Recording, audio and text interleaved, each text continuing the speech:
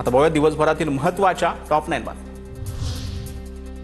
मुंबई महापालिकेकडून 4 ठिकाणी नवे कबूतरखाने सुरू करण्याचा निर्णय, मात्र त्यासाठी गेल्या 4 दिवसात एकही संस्था पुढे आली नाही। त्यामुळे नियंत्रित पद्धतीने खाद्यपदार्थ देण्यासाठीचे हे कबूतरखाने खरोखरच सुरू होतील का याबाबत शंका।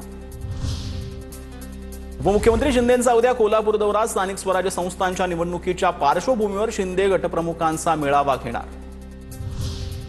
पंतप्रधान पीक विमा योजनेतील तक्रारीवरून केंद्रीय कृषी मंत्री शिवराजसिंह चौहान यांची नाराजी, नुकसानापोटी शेतकऱ्यांच्या खात्यामध्ये 2 ते 4 रुपये जमा झाल्याचा प्रकार समोर, कृषी मंत्र्यांकडून सखोल चौकशीचे आदेश।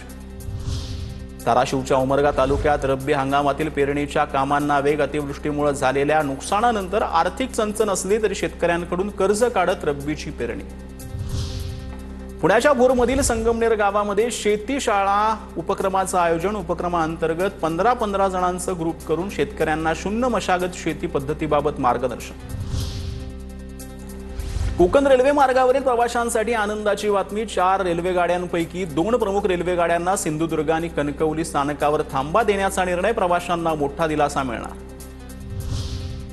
मुंबईत एसटी महामंडळाच्या मोकळ्या जागांवर तसंच बसस्थानकांच्या छतावरती सौर ऊर्जा प्रकल्प उभारण्यात येणार। यासाठी विविध योजनांच्या माध्यमातून येणारी रक्कम वापरली जाणार असल्याची माहिती।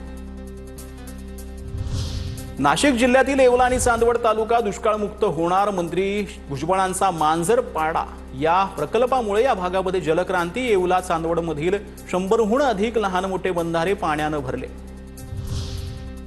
नागपूरमधील पुट्टीबुरी उड्डाणपुलावर चक्काजाम आंदोलन केल्याप्रकरणी प्रहारच्या 60 कार्यकर्त्यांवर गुन्हे दाखल, नागपूरच्या बुट्टीबोरी पोलीस स्टेशनमध्ये गुन्हे दाखल।